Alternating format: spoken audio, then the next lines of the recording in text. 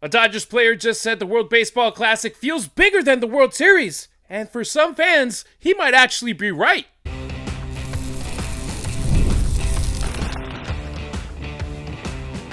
You are Locked On Dodgers, your daily Los Angeles Dodgers podcast. Part of the Locked On Podcast Network, your team every day. What's up, everybody? I'm Harry Ruiz. That's Travis Rodgers, and it's time for Locked On Dodgers, part of the Locked On Podcast Network, the #1 sports podcast network. On today's show, Andy Pages might be playing with a serious chip on his shoulder this spring. Dodger stars are making their presence felt on an international stage. But first, Travis, a bold statement from Kiké Hernández about the WBC that's going to spark debate across baseball. Yeah, I'm excited to talk about Kiké. I know where he's going with this, but it did catch me by surprise a little bit. I'm looking forward to talking about it on today's episode of Locked On Dodgers, which is brought to you by MLB The Show 26. Visit MLBTheShow/LockedOn and use the code LOCKEDON to unlock a pack for use in Diamond Dynasty. You can pre-order right now, available March 17th on PlayStation 5, Xbox, and Nintendo Switch, and it is rated E for everyone. Every weekday afternoon, Travis is live from 3 to 6 on 710 ESPN LA as part of the Travis and DeMarco Show. As for me, when I'm not behind the mic calling USC football games in Espanol, this is where I post up to talk Dodgers baseball every weekday.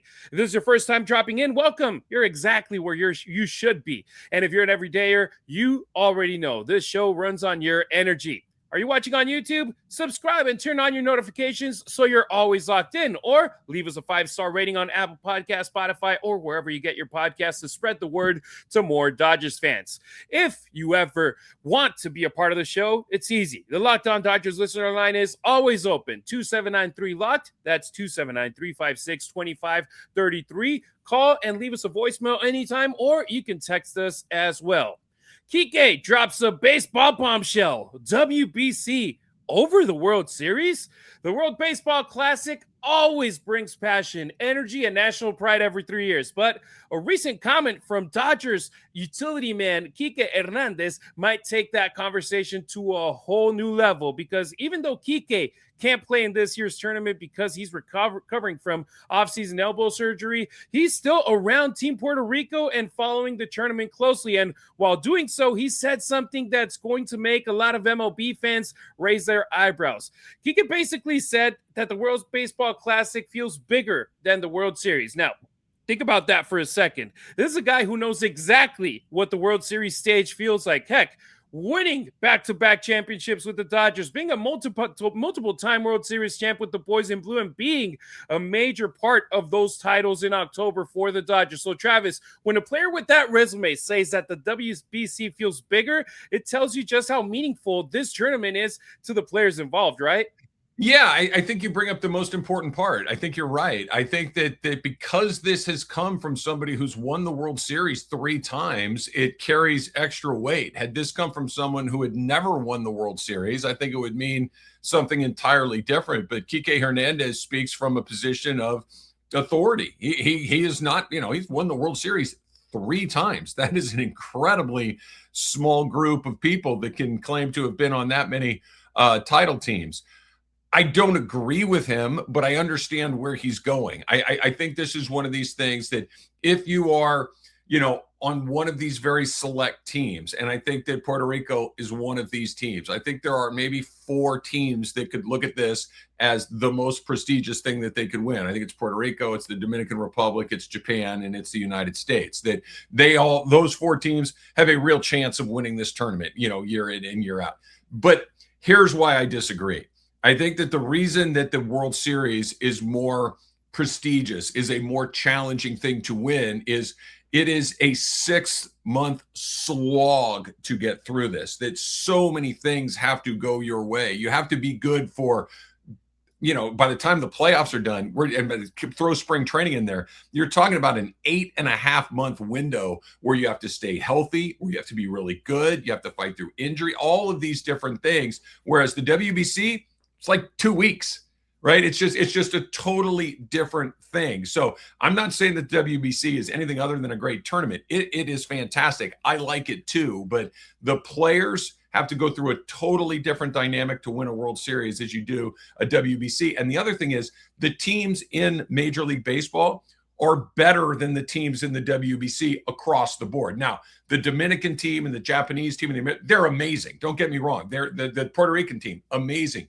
But there's a lot of guys in this tournament on these other teams in particular that are not major leaguers, that are not even affiliated minor league players. There's a lot of guys in this thing that will never play in the major leagues. The major leagues is nothing but major league players. So I think that the length of it, the difficulty of it, the level of competition to win a World Series, to go through that many different layers to win it, I think that's why that's the most prestigious one. But I get his point. It is a very big deal, and I love the tournament too. And look, I'll be the devil's advocate and look at it from their perspective, the players that look at the WBC being as strong or even more important than the World Series, because the World Series is about representing your team. The World Baseball Classic is about representing your country. You're playing for your flag, your culture, your family, and millions of fans back home watching every pitch. And for example, this year, you've seen those stadiums packed in Puerto Rico, in Japan, not just in the United States. And it's like, hey, it has exploded in popularity, especially internationally. And I'll be like, for example, me, I'm Mexican-American. I lived in Mexico, and over there, it's a soccer-crazed country, which has never made it past the quarterfinals in a World Cup when it comes to soccer, which has never made it to the quarterfinals in a World Cup that hasn't been played in Mexico. Last year, they were this close from eliminating the eventual champions, Japan, or not last year, 3 years ago, sorry, the last edition, 2023, eliminating them in the semifinals to going against the United States, which it's a team that they have beat three consecutive games. The last 3 times USA and Mexico has played, Mexico has won those games. And you've seen those packed stadiums, the electric crowds. Players are going all out in games that feel like October, that are pretty much spring training games, expanded spring training exhibition games for them. So, of course, there's always the other side of the argument, which, for example, as a Dodger fan, there has been nothing that has given me more excitement than seeing the Dodgers win these 3 World Series since 2020. Yes, I'm a Laker fan. Yes, I really enjoyed the Lakers winning those 5 championships while I've been alive. But at the same time, that was expected. That was it's either championship or bust for those teams. The Dodgers, they didn't win anything after the 1988 World Series all the way until 2020. So when you win that, you feel that excitement. So right now you got teams that are trying to win this tournament for the first time, or teams that are trying to overcome what Team Japan is with Shohei Ohtani, Yoshinobu Yamamoto, all their stars, or even the Team USA stacked roster, which their manager, Mark DeRosa, said, hey, we got the 30 best players in the tournament. And you got other teams saying, well, yeah, you do, but we want to be just the best team today to beat you guys. And it's like, okay, it's David versus Goliath. It's something very, very different. The flavor in those stadiums, Travis, you feel it through TV, where it's like, unlike American crowds, which you're usually like waiting for the crescendo for that big exciting moment. When it comes to Latin crowds specifically, or even Japanese crowds, they always have it all throughout the game, and they don't have to wait for a home run. They don't have to wait for a strikeout. They are always into the game. So it's different. So I understand Kiké Hernández's comments, and I'll be honest, Travis, I'm more of a World Series guy than a World Baseball Classic, but it also makes sense that there's players, even for those of them that weren't born in the country that they're representing. But it's like, hey, it's for my family. It's for my grandpa who watches me play and wants me to represent Italy or Mexico or the Dominican Republic or even Brazil. You got Bo Bichette's cousin, I think he is, Bo Bichette Jr.'s cousin out there playing for Brazil. It's like, Brazil, what? Yeah.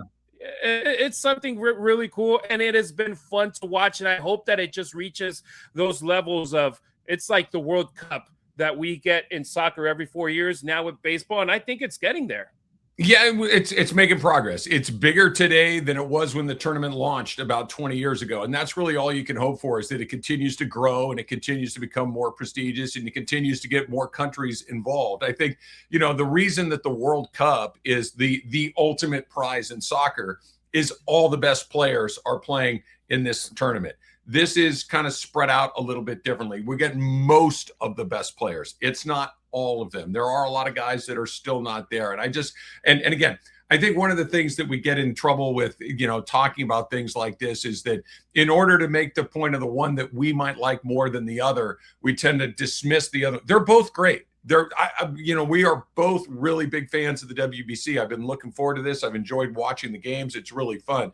But a 6-month regular season followed by a month-long playoff tournament is very different than a 2-week sprint where you just kind of bring everybody together and go for it. I understand that the passions that come along with playing for your country, I certainly, Derek Skubel's probably going to pitch a second game just because he got caught up in the passion of representing his country. And I respect it. And I think that's really cool. But having to go through a long, difficult tournament and win that whole thing, I think is a little more difficult, a little more prestigious, and a little more something than getting together with all of your guys for 2 weeks and saying, because to your point, anybody in baseball, anybody can beat anybody.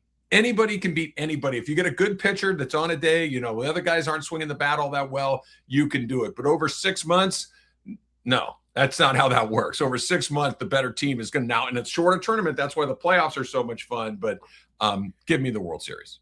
And even this, MLB clubs or fans like us, for example, me personally, I'll say this. I won't put you in that bunch. You can add yourself if you want to. But when the Dodgers were getting eliminated from the playoffs, that was it for me. I would start, it's like it's NFL season. I'll focus in football. When it comes to the WBC, if either the States or Mexico get eliminated, I'm still watching. I still enjoy watching those teams out there. So that puts it that little extra for me where it's like, okay, it's really, really cool. And the cool part for us, too, is that the Dodgers are heavily representing it and represented in this tournament, and they're making a lot of noise. And that brings us to what's happening right now on the international stage. Next on Locked On Dodgers, Shohei Ohtani is already doing Shohei Ohtani things in the World Baseball Classic. Japan is looking really, really good. Meanwhile, Team USA is gearing up for a massive matchup of the undefeateds with Mexico tonight, and several Dodgers are right in the middle of it all.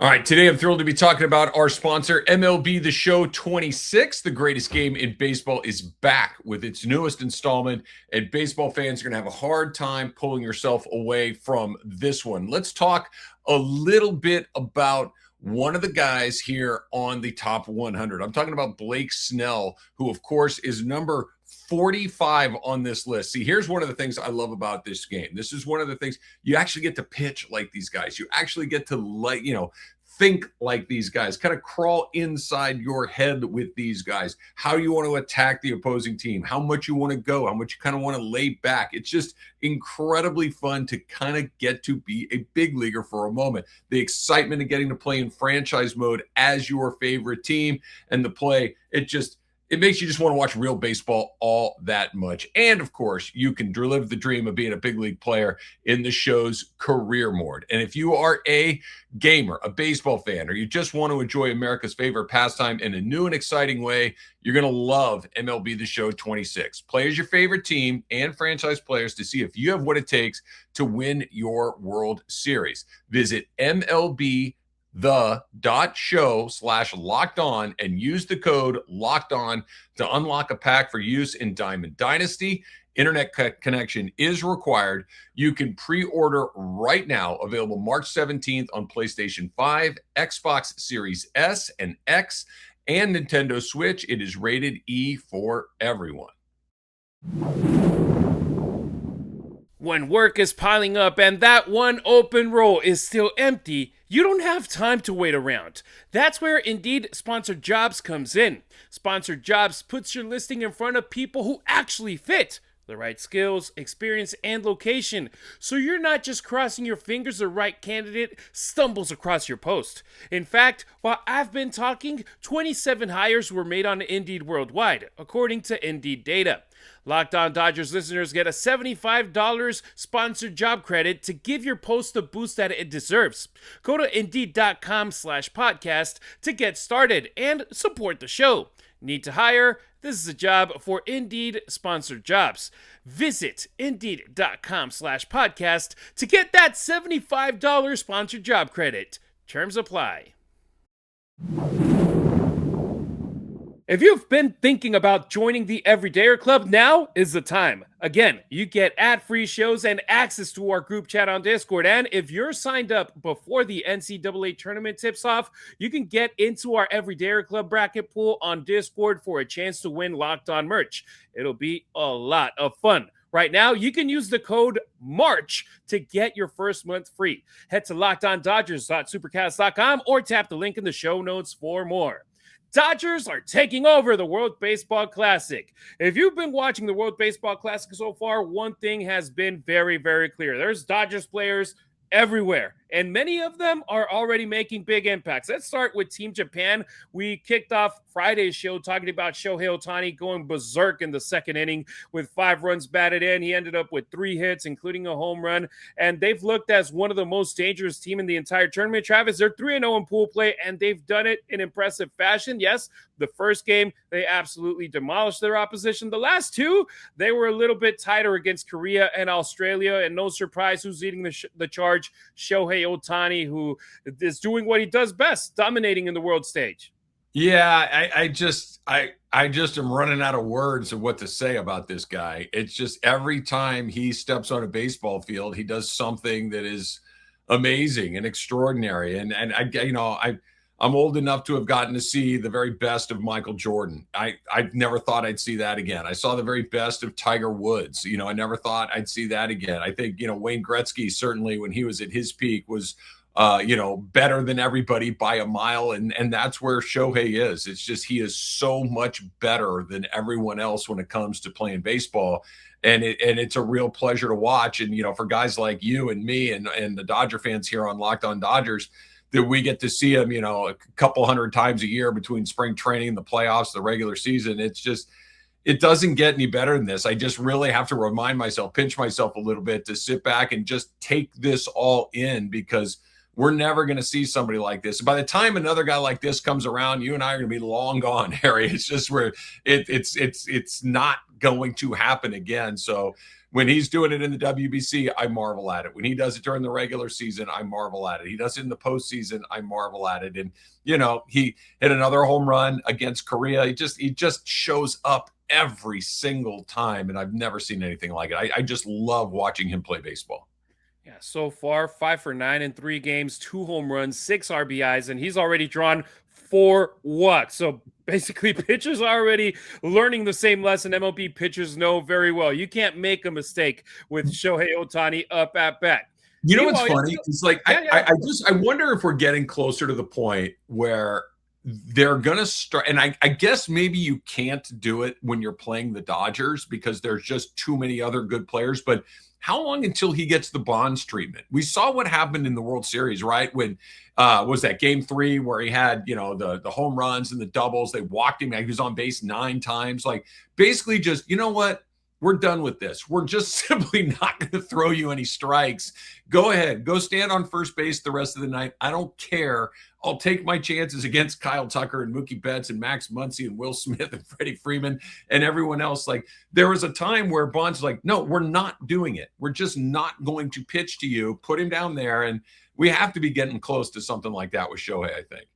No doubt about it. And someone that's also been dominant since arriving to the Boys in Blue, Yoshinobu Yamamoto. He made his debut with Japan in their first game on Friday. We already spoke about it, 2 2/3 innings. He struck out a couple of batters as Samurai Japan began its run through the tournament. And another player representing internationally out there at the Tokyo Dome is Hae-sung Kim with Team Korea. He's been their starting second baseman in all of their 4 games. And the numbers at the plate haven't jumped off the page, but he delivered a huge moment, a clutch home run that tied the game against Japan in their second game. It was big, but he's struggling with the bat. And it's like, man, every time I watch Korea, it's like, okay, if he gets on base, he's a menace. But the problem is getting on base. It's going to be interesting to see if Korea makes it through the next phase. If they do, that means another week of Kim with them. If they don't make it through, then he comes back to spring training to keep competing for second base with the Dodgers. Travis, for Team USA, Will Smith got to start against Great Britain. He didn't get a hit, but he still contributed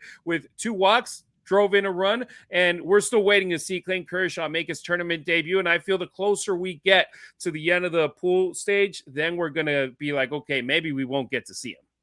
Yeah, maybe not. Maybe he's just there as a ceremonial position, vibes guy, a guy that the other players can lean on, and who knows? Maybe we get to see him in there's a blowout situation one way or the other, and there's also the sometimes weird blank just happens, and the next thing you know, you need somebody in a spot. It just Will Smith looked like Will Smith, just kind of right in the middle of that again, even though he didn't really, wasn't asked to do a whole lot. It's just, he's a very comforting presence in a lineup. And it's pretty funny to see him on a team with Cal Raleigh. Like, oh my gosh, to have two guys like that on your team is really something else. Going back to Kim for a second.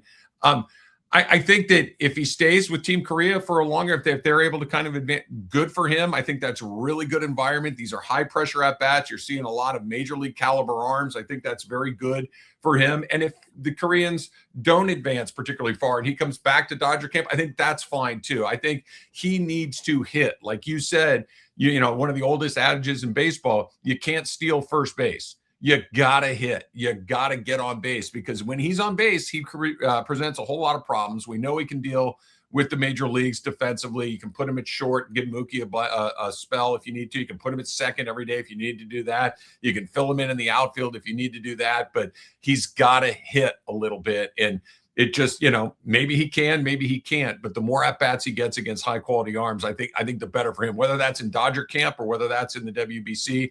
I'm a fan of his. I like watching him play, but he's got to get more comfortable in the batter's box.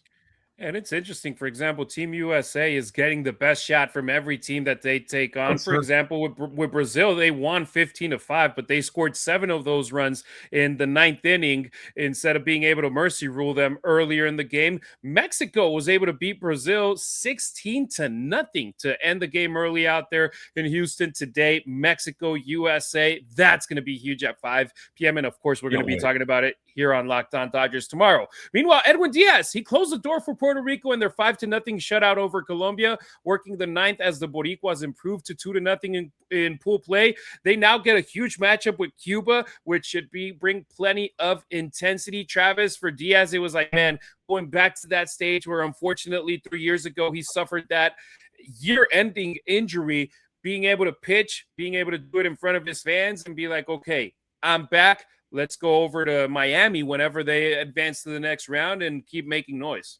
Yeah, it's funny. Obviously the injury was, I think, at the top of everybody's mind, what happened 3 years ago. And so it's hard not to, when you see a great player like that suffer such a, fluky incident just during a celebration and everything else. So that was certainly a top of mind. I'll be honest.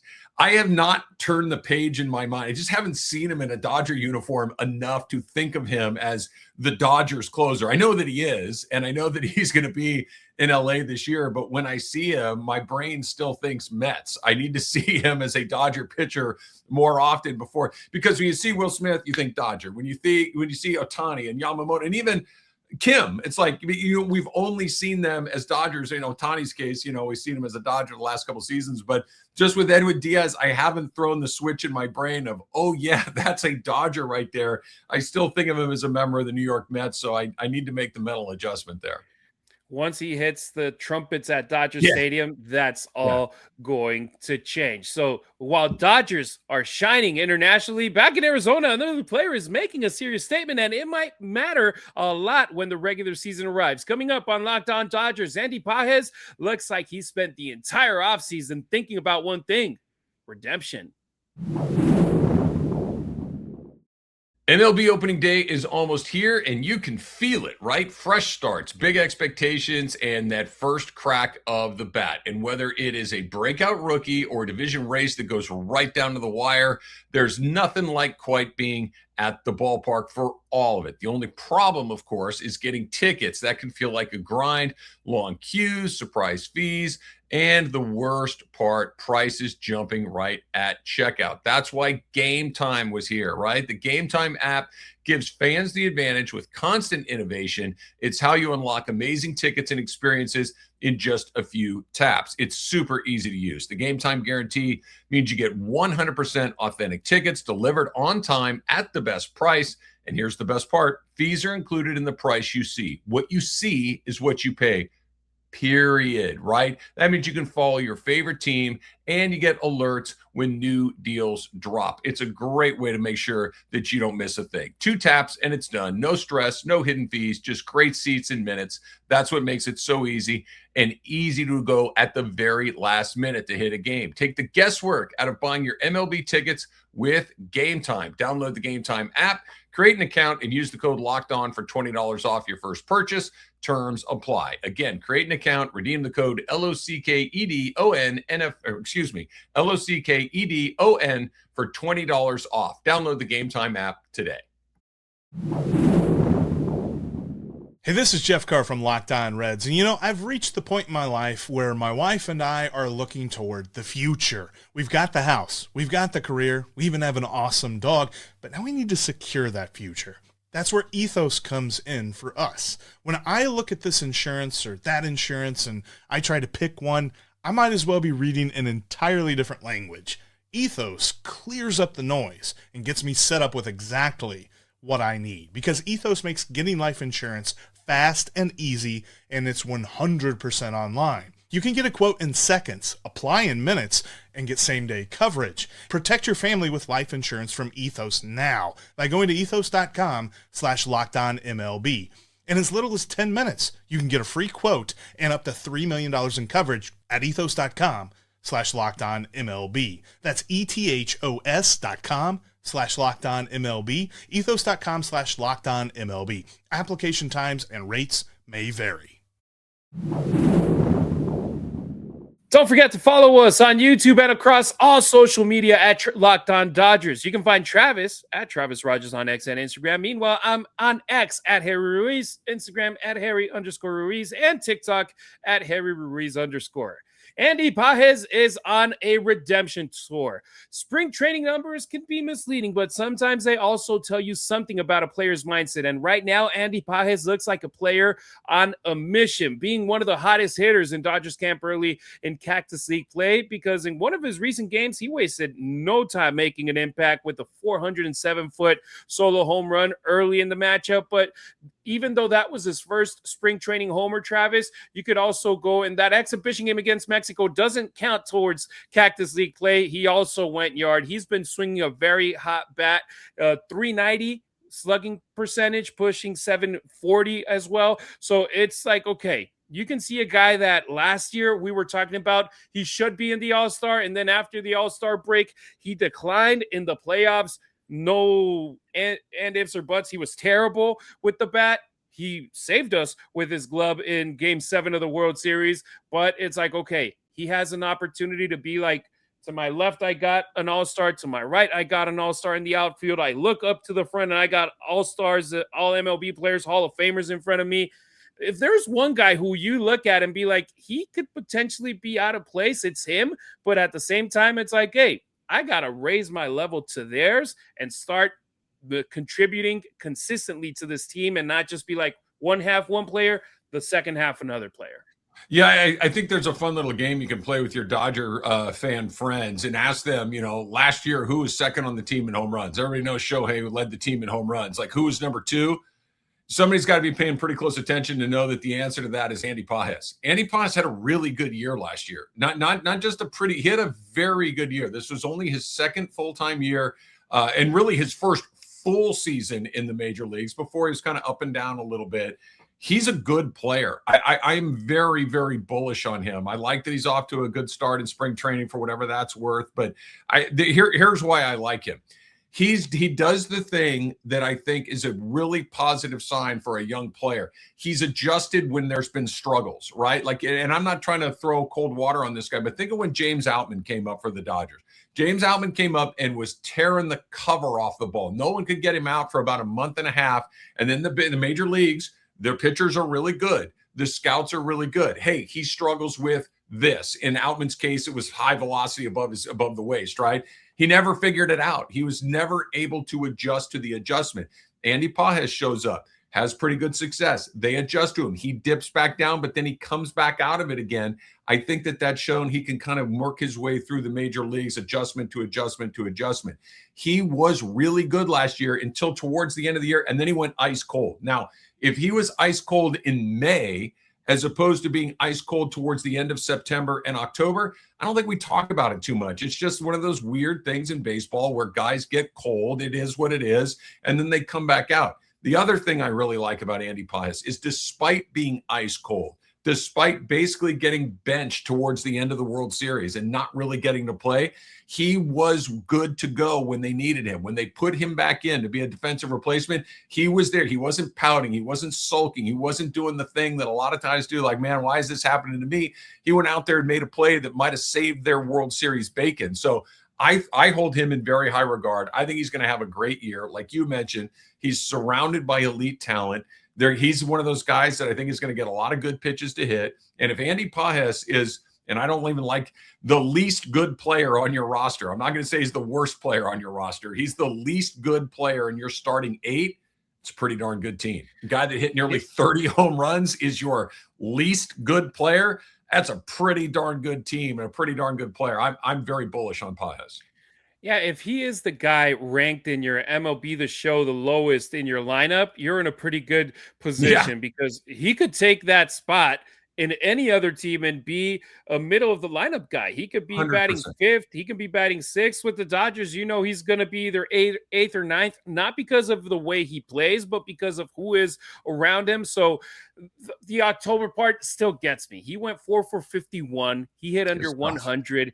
He struggled badly at the plate. And that was our last memory of him until he went back on the field now in March out there in Arizona. And it's good, Travis, in my opinion, that instead of having the opportunity to go to the World Baseball Classic, he said, no, I want the consistency that this brings me of being out there on the field every day with this team, with the Dodgers, with the manager that they have, with the players that are surrounding him, because the Dodgers could easily have like 12 players in the World Baseball Classic right now, and it's not that amount because there's some players that prioritize family. There's some players that prioritized health and recovery, and there's players that prioritized getting themselves ready for the start of the 2026 season with the goal of going and winning that three-peat. So that shows you, and we go back and we circle when we finish the show saying, okay, Kiké says WBC over World Series. There's other players that showed you by not going to the WBC. Right now in my career, it's more important to get myself to the next level, to win a World Series, to have another ring in my hand for when that free agency hits, to be able to secure my future and my family's future, which you won't be able to do in a WBC. No, you don't get paid on that. You get some prestige, you get some honor, and you certainly get some national pride when you get to go play in the WBC, but you don't get paid on that stuff. You get paid on what you do in the major leagues. And I think Andy Pages is teed up to have a huge year. I really do. I don't know if he'll be second on the team in home runs again this year, but the fact that he was a year ago, and I bet he's top 4, and that's pretty darn good. I would still expect probably Muncy to be number 2, Freddie and Mookie and Kyle Tucker, and those guys are going to be somewhere in there. But Andy Pages is teed up to have a great year. And again, he doesn't have to be, an all-star level player to be an important part of what they do. He just needs to be the best version of Andy Pages, and that'll certainly be good enough. Best version of Pages, stay healthy. That's huge too. And you've seen other guys like try to take a spot in the outfield, Ryan Ward. It's his job. And they're not even close right now. And the only situation where we could potentially see somebody else than Pages is a bad matchup with a pitcher that you're like, oh, I don't trust Pages with this guy, or an injury that I'm knocking on wood, stay healthy, and you're going to be able to take advantage of it. He's raking in Arizona. That's good for his future. All right. Well, man, I'm ready, Travis. I know it's just Monday, but Team USA, Mexico, that's a huge matchup. And then we got the rest of the week and then going into next week as well. So we got like 9 days left of World Baseball Classic baseball. And it's 2 weeks left before opening day. I mean, 2 weeks with no regular season baseball. And then the following week, Thursday, for us, Wednesday, we know they got that Yankees-Giants game, but we are ready for that Thursday. We are coming up. I'm excited for this, man. There's a final stretch. We made it. We're almost there. We're on the bell lap of the non-competitive baseball thing. And like you said, USA Mexico tonight should be a real fun game to watch. 5 p.m. We'll be talking about it in tomorrow's show. All right, that'll do it for today's pod. Thank you for making Locked On Dodgers your first listen of the day, and thank you for making Locked On the #1 sports podcast network. If you never miss an episode, the Everydayer Club is built for you. Go to Locked On Dodgers ad-free, plus members-only Discord access and more by visiting LockedOnDodgers.supercast.com to join the club. For those of you on video, we send you to the first ever 24/7 National Locked On Podcast Network YouTube channel. On audio, make sure you make your second listen Locked On Fantasy Baseball as you gear up for the MLB season. We appreciate you riding with us. Until next time, keep it real, keep it Dodger Blue.